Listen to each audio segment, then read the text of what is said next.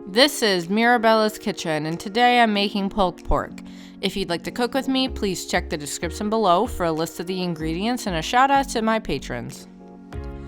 I start by making a dry rub for the pork. I'm taking about a half a cup of dark brown sugar,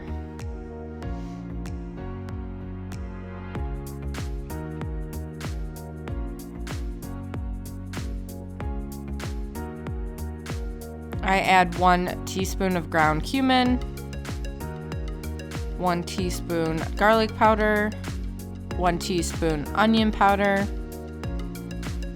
2 teaspoons coarse kosher salt, 1 teaspoon smoked paprika, and about 1/4 of a teaspoon of mace. I then add in about a half of a teaspoon to 1 teaspoon of freshly ground black pepper. I eyeballed it. And I'm going to mix everything together, noting that some of my brown sugar had hardened and just removing those bits. Next, I'm taking my pork butt. I'm using boneless pork butt, about 4 pounds of it. I'm going to just dry it off with some paper towels and then add the dry rub, covering all the sides of it.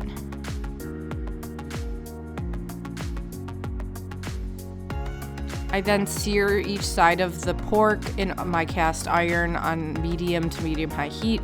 I recommend doing it only for maybe a minute max on each side. I started to burn a few of my edges, which led to some burnt edges in the end that were a bit hard to eat. I then cover it and place it into my oven to cook for 3 hours. It's gonna start at 450, but as soon as I add in the food, I'm going to turn it down to 325 for a slow cook. When I have about an hour left to cook while it's covered, I'm gonna take some Yukon Gold potatoes and make some potato wedges. I'm using maybe half a bag.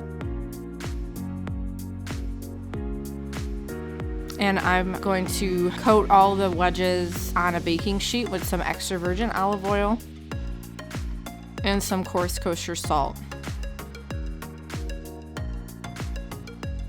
These are gonna bake with the pork, so I'm giving a lot of time to bake them because potatoes can take a long time to cook if it's at a slower temp, and I'm making sure to coat everything with the olive oil and salt before adding it into the oven.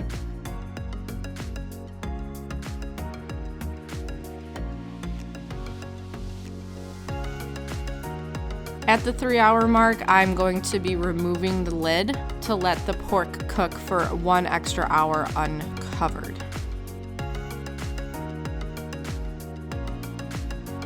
When I have about 30 minutes left, I make my BBQ sauce. I have a link for that down below. And after 4 hours of cooking, I remove this gorgeous pork butt, and I'm going to try to let it rest, but it started to fall apart as I removed it because it was so very tender. I recommend trying to flip the pork at least once or twice, if possible, while it's cooking, because the bottom of my pork stuck to the pan. And then I also removed my potato wedges, so these cooked a little bit over an hour. I'm using a fork to make sure that they are pierceable. After the pork has rested for a few minutes, I start to shred it.